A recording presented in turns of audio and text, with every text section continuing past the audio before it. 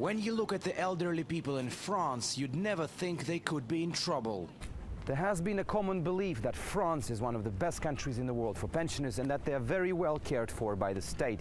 But with the financial crisis raging across the European Union and France being no exception to that, more and more of the retired are finding it harder to make ends meet.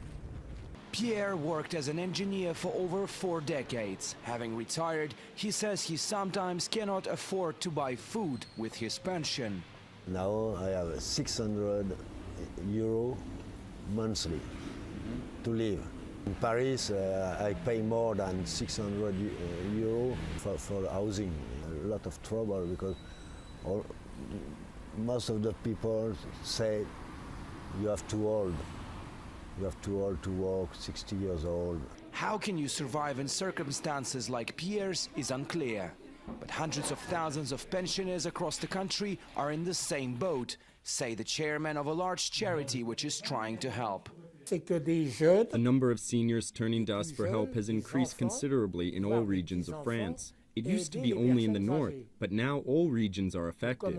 Young people and children used to help the old, but now with the crisis hitting the young, seniors find themselves isolated with no help.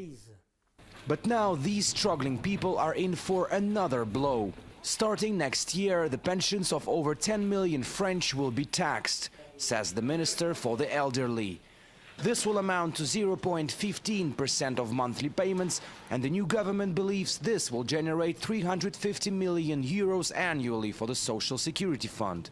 But economists believe it's pointless.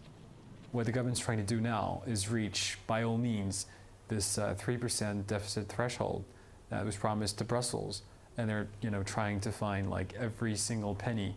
It's the easy way, because obviously pensioners don't have a say. It will do harm to the pensioners and to their spending power.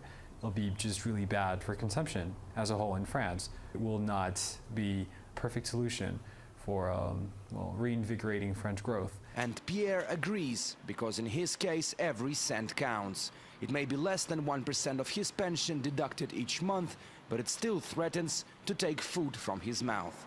Alexei Rashevsky, RT, reporting from Paris in France.